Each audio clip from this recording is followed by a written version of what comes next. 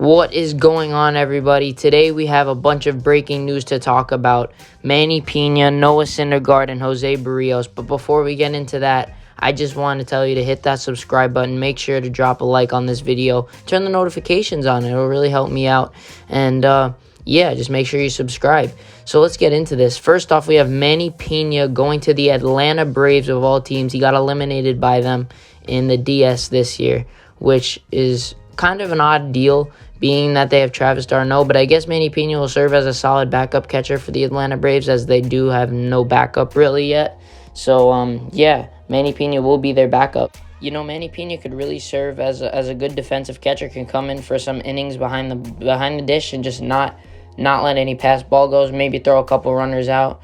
You know, that's really what his game is, as he really only gets picked up by teams just for his defense, because his offense is not great at all. As you can see, most of his highlights are his throwing capabilities and defensive prowess, but like I said, his offense does not come for like premium. He's not good. But when it comes to throwing runners out and blocking behind the dish, he's absolutely amazing. He's elite at it, if you would say that. And I think he could really be good with the Braves. You know, the Braves could really use it. Coming off a World Series win, they've already gotten better. You know, they might be getting worse. They might lose Freddie Freeman, but that's another video for a different day. But anyway, yeah, they got Manny Pina, so hopefully this helps them out in the catcher position, as Travis d'Arnaud can't really catch every day. So they have Manny Pina there. Manny Pina looks like he has a fiery attitude, and you know that could help out. That could help out any team. You know, he could be good in the clubhouse, get no one to get people fired up, but it could also be a problem. You might fire up people when they don't need to be fired up, like just have bad chemistry in the clubhouse. But I think it'll be the other way around. I think he'll definitely mold well in the Atlanta Braves clubhouse, and expecting that Freddie Freeman goes back to the Braves, I think Freddie Freeman would be okay with this deal. You know, it's not a big one, it's not a small one, it's about mid. Like I don't think many people are talking about it, but it could be an underrated signing for the Atlanta Braves, as he could be a really solid catcher behind the dish. Another advantage is that they're taking him away from a team that they might see in the playoffs again next year, the Milwaukee Brewers, who now need a backup catcher. Well, they probably have one in their rookie, but Manny Pina was a solid backup. So now that they don't have him, they're going to have to find someone else. And, you know, that's really an advantage to the Atlanta Braves, as now if they face the Brewers in the playoffs again, they probably have an easier chance of beating them. Moving on to one of the hottest topics of the day, Jose Berrios, who got traded at the deadline to the Toronto Blue Jays for two major prospects, has signed a 7-year extension with the Blue Jays. He's going to be there for a while. He's not hitting free agency. He's going to stay in the Blue Jays blue. He has been signed for a 7-year, $131 million deal. I'm saying the average AAV will probably be around $18.7 million, although it could be a backloaded or front-loaded deal. But it's most likely going to be $18.7 million a year, which is absolutely great for a starter like Jose Berrios, as if he put in another great year and they waited until he was a free agent to sign him back, he could be worth anywhere from 20 to 25 mil, maybe even 30 mil. He might crack that if he were to get into free agency. To get him at $18.7 million, really, that's a really good deal by the Blue Jays staff and the Blue Jays front office for signing him at this low of a deal. And 7 years is solid, because he's not an old player. He's about, I'd say, 27, 28 years old. So he's going to be hitting his prime soon. And with a 7-year deal, he could really be primed through those 7 years, which really helps out the Blue Jays that really need pitching. Next move for them, who knows, could be signing back Robbie Ray. Then they'll have a really good pitching staff. Robbie Ray with Jose Berrios, Alek Manoah coming around, Nate Pearson hopefully coming around. They might have a solid rotation and bullpen even. With that offense, they could be a really, really scary team in 2022. This deal really came out of nowhere. All of a sudden, we just got some tweets and some chatter about him signing a 7-year extension, which is just really cool to me that no one was seeing it coming, and it happened. And now the Blue Jays have probably their ace for the next 7 years. And Jose Berrios is totally capable of being that. And, yeah, being traded at the deadline is probably hard for someone to cope with, but he was phenomenal in his time with the Blue Jays.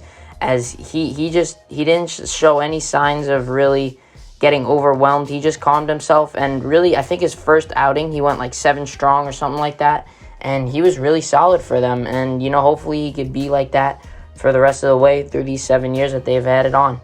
Maybe in a year or so, Jose Berrios could be one of the top starters in all of baseball. He is that good of potential.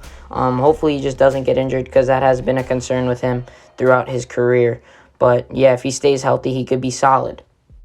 Our next hot topic, this was another surprise.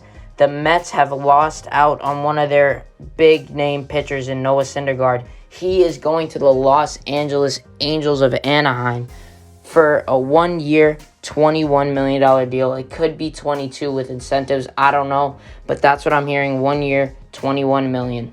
This is really, really solid for the Los Angeles Angels, as they're looking to get a bunch of pitching in order to compete for the next couple of years, being that they want Mike Trout in the playoffs and to get a ring.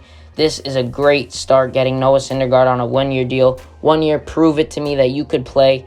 Prove that you're worth the money and you can get paid next offseason. So we're saying how this is great for the Angels, but let's talk about the team it's not great for, and that's the New York Mets, as they just hired their new GM, and the first day that happens, Noah Syndergaard says, I'm out of here, doesn't accept the qualifying offer, goes to the Los Angeles Angels. And for a good reason. The qualifying offer is only around $19 million. He got 21, so a couple more million did the job for him to go to the Angels. And maybe they can make a push, I don't know. But the Mets really need to get their stuff together, and they need to start making free agent signings and trades and all of that stuff to become a contender, because right now I do not see them as a contender, as Francisco Lindor has really gone down the drain, and maybe as a bounce back year, I don't know, but their pitching staff really needs help. They need to sign someone. That they were expecting Noah Syndergaard to come back, and he's gone, so they're going to have to get someone, and get someone fast. That is it for the breaking news, as 3 pretty good deals have happened today, really being Berrios and Thor going to the Angels and staying with the Blue Jays. But 2 things that I do want to touch on. I'm a Yankees channel, and I want to touch on this real quick. Yankees have seen with Freddie Freeman's agent, and they've just checked in. They're doing their due diligence. I don't know what that means. That could mean something good. They might try to throw him a deal. Who knows? Another topic that I want to touch on is Justin Verlander. The Yankees have confirmed, made a deal to Justin Verlander. Who knows if he'll accept it? We don't know what the deal's looking like, but we do know that he has been made a deal from the Yankees. The Yankees have gave him a deal on the table. And one last topic I do want to touch on. I was going to say that was the last topic, but I have one more. The Yankees are talking to the Oakland Athletics about Matt Olson. I know I made a video about this, but it's kind of coming to a reality right now that it's pretty close. I'm hearing from multiple people that it's really close to happening. I've seen on Twitter, I've seen on YouTube, I've seen on Instagram, I've seen on all the platforms. This is really close to happening. So who do you think would make a good trade? I said it in my Matt Olson video, but from there we've seen stupid like Glaber Torres and Luke Voigt from John Heyman or someone said that, and that was just an awful take. But yeah, let me know what you guys think in the comments. This is just insane. We're gonna see the new ace of the Los Angeles Angels in Noah Syndergaard, and this maybe a couple more signings and they're good. But yeah, this is breaking news, and I'll see you guys all in the next one. Peace.